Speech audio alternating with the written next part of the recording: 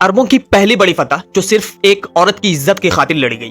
شہنشاہ ایران خسرو پرویز کے دربار میں ایک روز عرب خواتین کی خوبصورتی کا ذکر چھڑ گیا۔ وہاں موجود زین بن عدی نے موقع پا کر کہا، اے بادشاہ عالم، لخمی بادشاہ نعمان کے گھر 20 سے زائد لڑکیاں ہیں، بیٹیاں، بہنیں اور قریبی رشتہ دار سب انتہائی خوبصورت اور دلکش ہیں۔ خسرو کی خواہش بھڑک اٹھی۔ اس نے نعمان سوم کو پیغام بھیجا کہ اپنی ایک بیٹی مجھے بطور لونڈی بھیج دو۔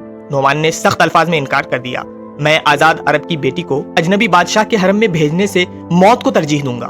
خسرو غصے میں آگ بگولا ہو گیا اور نعمان کو فوراً دربار میں طلب کیا۔ نعمان جانتا تھا کہ واپسی نہیں، اس نے جانے سے پہلے اپنی سب سے خوبصورت بیٹی کو قبیلے بنی شیبان کے سردار ہانی بن مسعود کے سپرد کر دیا اور خود خسرو کے پاس پہنچ گیا۔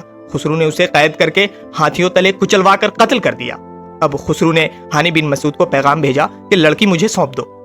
ہانی نے جواب دیا، اللہ کی قسم، ہماری غیرت اور ہمارا عرب ہونا ہمیں اس بات سے روکتا ہے کہ ایک آزاد عرب عورت کو کسی غیر ملکی کے حوالے کرے۔ خسرو نے بڑی فوج تیار کی۔ اس کی قیادت خود اس کے عظیم سپہ سالار الحمیری الطوسی یا تاریخی روایات میں ایاس بن قبیصۃ الطائی اور کئی دوسرے کمانڈروں کے ساتھ مل کر کی گئی۔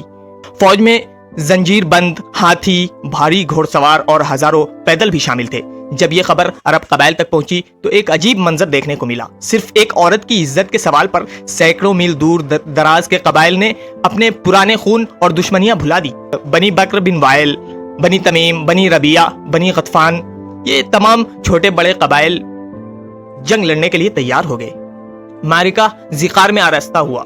یہ وہی مقام تھا جہاں بعد میں حضرت سعد بن ابی وقاص نے قادسیہ لڑی۔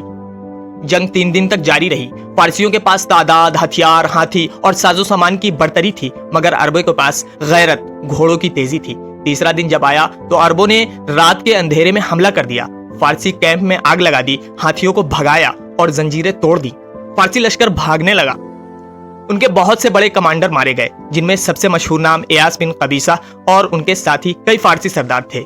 یہ اسلام سے پہلے عربوں کی فارسیوں پر پہلی کھلی فتح تھی۔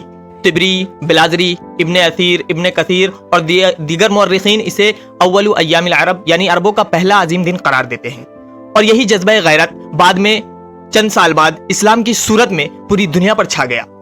جنگ ذقار نے ثابت کر دیا تھا کہ جب بات عورت کی عزت اور قوم کے غرور کی ہو تو عرب ایک ہو جاتے ہیں، چاہے دشمن کتنا ہی طاقتور کیوں نہ ہو۔ یہ واقعہ آج بھی یاد دلاتا ہے کہ بعض لڑائیاں دولت، زمین یا سلطنت کے لیے نہیں، صرف ناموس کی حفاظت کے لیے لڑی جاتی ہیں، اور ایسی لڑائیاں تاریخ بدل دیتی ہیں۔